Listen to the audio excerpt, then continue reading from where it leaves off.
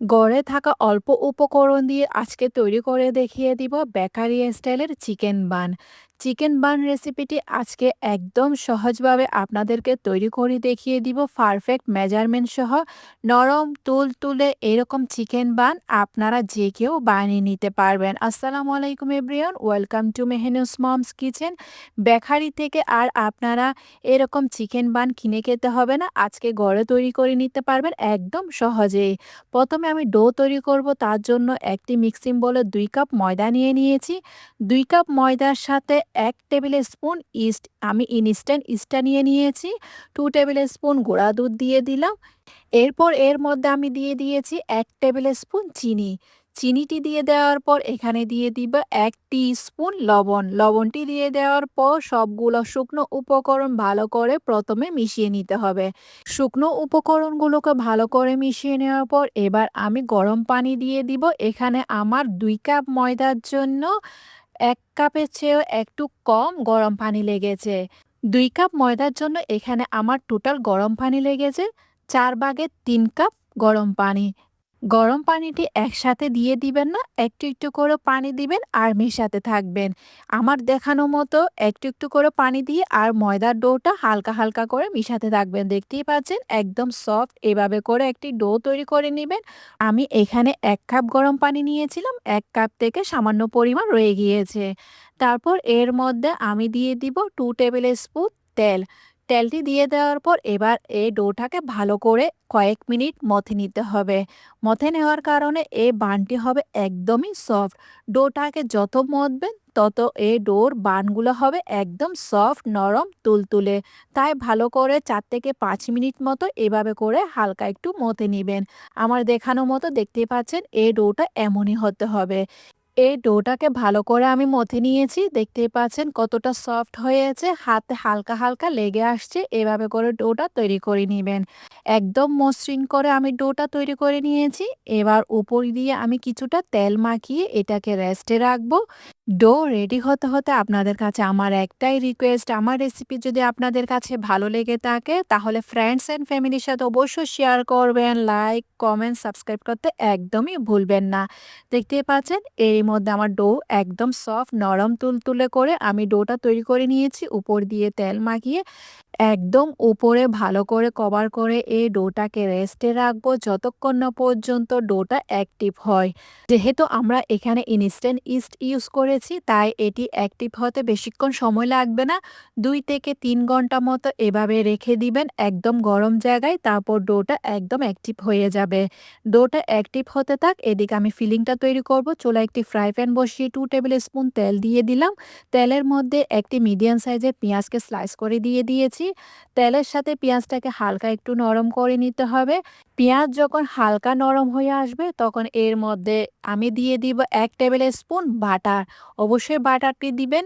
বাটারটি দিয়ে দেওয়ার পর এখানে 1 টেবিল স্পুন ময়দা দিয়ে দিয়েছি। বাটারের সাথে ময়দা ভালো করে ভেজে নিতে হবে যতক্ষণ না পর্যন্ত ময়দার একটি সুগন্ধ ছড়াবে। এরপর এর মধ্যে দিয়ে দিয়েছি 1 কাপ শ্রেটেড চিকেন। মুরগির বুকের মাংস পানির মধ্যে আদা, রসুন আর লবণ দিয়ে সেদ্ধ করে শ্রেটেড করে ছাড়িয়ে নিয়েছি। 2 টেবিল স্পুন গাজরকে গ্রেট করে দিয়ে দিয়েছি। 2 টেবিল স্পুন ক্যাপসিকামকে চপ করে দিয়ে দিলাম। বাটারের মধ্যে সেদ্ধ করা চিকেন আর গাজর, ক্যাপসিকাম ভালো করে ভেজে নিতে হবে। ভেজে নেওয়ার পর এখানে হাফ কাপ তরল দুধ দিয়ে দিলাম। চুলার আঁচ কিন্তু এই পর্যায়ে লো করে দিবেন। তরল দুধ দিয়ে দেওয়ার পর সবগুলো উপকরণ ভালো করে হালকা একটু মিশিয়ে নিয়েছি। এবার স্বাদের জন্য দিয়ে দিব হাফ টি স্পুন লবণ। লবণটি আপনারা বুঝে শুনে ইউজ করবেন। 1/4 টি স্পুন গোলমরিচ গুঁড়া দিয়ে দিয়েছি। হাফ টি স্পুন দিয়ে দিয়েছি চিলি ফ্লেক্স। সে সাথে স্বাদ বাড়ানোর জন্য দিয়ে দিলাম 1/4 টি স্পুন চাট মশলা। এবার সবগুলো মশলা উপকরণ ভালো করে একসাথে মিশিয়ে নিতে হবে। একদম এই পর্যায়ে ক্রিমি ভাব চলে এসেছে। তারপর এর মধ্যে আমি 2 টেবিল স্পুন ফ্রেশ ধনেপাতা কুচি দিয়ে দিলাম। ধনেপাতা কুচিটি দিয়ে দেওয়ার পর সবগুলো উপকরণ ভালো করে মিশিয়ে নিয়েছি। এই পর্যায়ে চিকেনের পুরটা একদমই রেডি হয়ে গিয়েছে। দেখতেই পাচ্ছেন কতটা ক্রিমি হয়েছে। এই পুরটা ঠান্ডা হওয়ার পর আরও ঘন হয়ে যাবে। তাই এভাবে রেখে দিব পুরোপুরি ঠান্ডা হওয়ার জন্য। এটাকে আমি পুরোপুরি ঠান্ডা হওয়ার জন্য একপাশে রেখে দিয়েছি। 3 থেকে 4 ঘন্টা পর আমার ডোটা একদমই অ্যাক্টিভ হয়ে গিয়েছে। ডো যখন অ্যাক্টিভ হয়ে যাবে তখন এই ডোটাকে হাতের সাহায্যে এই ডোয়ের মধ্য থেকে বাতাসটি বের করে দিতে হবে। এবার আরেকবার ভালো করে মথে নিয়েছি। মথে নেওয়ার পর এই ডোটাকে আমি ২ টি ভাগে ভাগ করে নিব। ডোটাকে ২ টি ভাগে ভাগ করে নেওয়ার পর ভালো করে মসৃণ করে বল করে তৈরি করে নিতে হবে। দেখতেই পাচ্ছেন আমি একটি ডো নিয়ে নিলাম। তারপর ময়দার সাহায্যে এই ডোটাকে বেলে নিতে হবে। যেভাবে আমরা রুটি বেলে থাকি ওইভাবে করে ময়দার সাহায্যে এই ডোটাকে বেলে নিতে হবে।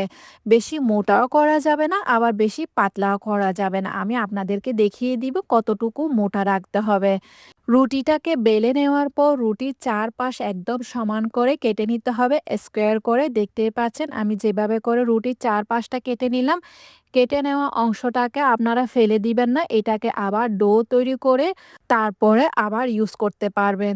একটি রুটিকে চারপাশে কেটে নেওয়ার পর এটাকে আমি ৪ টি ভাগে ভাগ করে নিয়েছি। আমার দেখানো মতো একটি রুটি থেকে আমি ৪ টি চিকেন বান তৈরি করে নিব। তারপর ডিজাইনের জন্য এভাবে করে একপাশে কেটে নিলাম। আপনারা বেশি কাটতে যাবেন না। আমার দেখানো মতো এভাবে করে কেটে নিবেন। তারপর এখানে আমি পরিমাণ মতো চিকেনের পুরটা দিয়ে নিলাম। চিকেনের পুরটা যখন ঠান্ডা হবে তখন ইউজ করবেন। চিকেনের পুরটা দিয়ে দেওয়ার পর চিকেন বানগুলা তৈরি করে নিব। আপনাদেরকে দেখিয়ে দিচ্ছি কিভাবে করে চিকেন বানগুলা তৈরি করে নিতে হবে। একদম যে কেটে রেখেছিলাম কাটা অংশের মধ্যে হালকা একটু পানি ব্রাশ করে দিয়ে এই চিকেন বানগুলা এভাবে করে তৈরি করে নিতে হবে। দেখতে পাচ্ছেন আমার একটি চিকেন বান তৈরি হয়ে গিয়েছে। আপনাদের সুবিধার জন্য আমি আরেকটি বোটে দেখিয়ে দিচ্ছি। এক পাশে চিকেনের পুরটা দিয়ে নিবেন। যে কাটা অংশ আছে ওই কাটা অংশের মধ্যে হালকা একটু পানি ব্রাশ করে দিবেন। বেশি পরিমাণে পানি ব্রাশ করতে যাবেন না। হালকা একটু পানি ব্রাশ করে দিয়ে মুখটাকে সিল করার জন্য তারপর এইরকম করে প্রেস করে দিয়ে এই চিকেন বানটা তৈরি করে নিতে হবে। এভাবে করে আমি সবগুলা চিকেন বান তৈরি করে নিয়েছি। সবগুলা চিকেন বান এভাবে করে বটে নেওয়ার পর যে পাত্রে আমি বেক করব ওই পাত্রে একটু ফাঁকা রেখে এগুলাকে সাজিয়ে নিয়েছি। উপর দিয়ে আমি এক ব্রাশ বা ডিম ব্রাশ করে দিয়েছি। আমি একটি ডিম নিয়ে নিয়েছি। ডিমটাকে ভালো করে ফেটে তারপর এর উপর দিয়ে ব্রাশ করে দিয়েছি। তারপর এখানে ডিজাইনের জন্য আমি কিছুটা ক্যাপসিকাম স্লাইস আর টমেটো স্লাইস নিয়ে নিয়েছি। টমেটোর মধ্য থেকে টমেটোর বীজগুলো আমি বাদ দিয়ে ফেলে একদম স্লাইস করে দিয়ে দিলাম। তারপর উপর দিয়ে সুগন্ধ বা একটি সুন্দর ডিজাইনের জন্য সাদা তিল আর কালো জিরা উপর দিয়ে ছিটিয়ে দিয়েছি। তারপর এটাকে ওভেনে ১৮০ ডিগ্রি সেলসিয়াসে আমি ২০ থেকে ২৫ মিনিটের জন্য বেক করে নিয়েছি। যতক্ষণ না পর্যন্ত উপরটা কালার সুন্দর না আসে ততক্ষণ পর্যন্ত আপনারা বেক করে নিবেন। ওভেন থেকে বের করার পর সাথে সাথে গরম গরম থাকা অবস্থায় উপরে দিয়ে বাটার ব্রাশ করে দিবেন। বাটার ব্রাশ করে দেওয়ার পর একটি তাওয়াল দিয়ে এটাকে কভার করে দিবেন ঠান্ডা হওয়ার জন্য। এটি করার কারণে এই বানগুলো হবে একদম নরম, সফট, তুলতুলে। অবশ্যই এই রেসিপিটি ট্রাই করবেন আর কেমন হয়েছে আমাকে অবশ্যই জানাবেন। আর যাদের কাছে ওভেন নাই আমরা যেভাবে করে চুলায় কেক বেক করে থাকি এরকম করে চুলাতেও আপনারা এগুলাকে বেক করে নিতে পারবেন। আজকে তাহলে এ পর্যন্ত। দেখা হচ্ছে নতুন আরেকটি রেসিপি নিয়ে। সে পর্যন্ত ভালো থাকবেন, সুস্থ থাকবেন, আমার জন্য দোয়া করবেন।